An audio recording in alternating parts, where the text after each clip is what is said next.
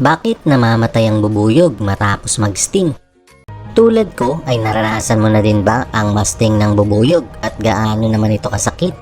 Pero alam mo ba na may iba't ibang klase ng bubuyog at ang ilan sa mga ito ay ang carpenter bees, honey bees at bumblebees na kadalasan nating nakikita na umaaligid sa paligid ng bahay. Dagdag pa dyan ay alam mo rin ba na hindi lahat ng bubuyog ay may sting? At yan ang pag-uusapan natin ngayon.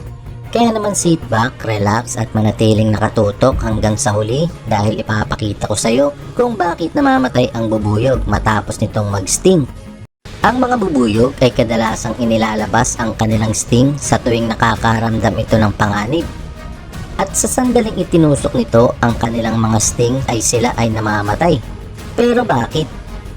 Dahil sa sandaling na itusok ng stinger ng isang bubuyog sa balat ng tao ay hindi ito basta-basta naaalis dahil kapag naka-sting ng isang bubuyog sa balat ng biktima, ang stinger nito ay naiiwan na siyang nagiging sanhi ng pagkapunit ng ilang bahagi ng tiyan ng bubuyog na pumuputol sa venom sac at mga kalamnan nito na siyang dahilan ng pagkamatay nila.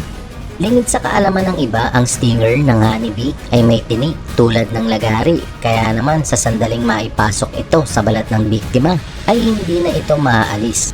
Dagdag pa dyan, ang stinger ng bubuyog ay medyo acidic na siyang nagdudulot ng allergic reaction at matinding sakit. Pati na ang paglalagay ng apitoxin sa biktima sa pamamagitan ng sting ay may kasama itong paglalabas ng alarm pheromones kapag na-deads ang bubuyog.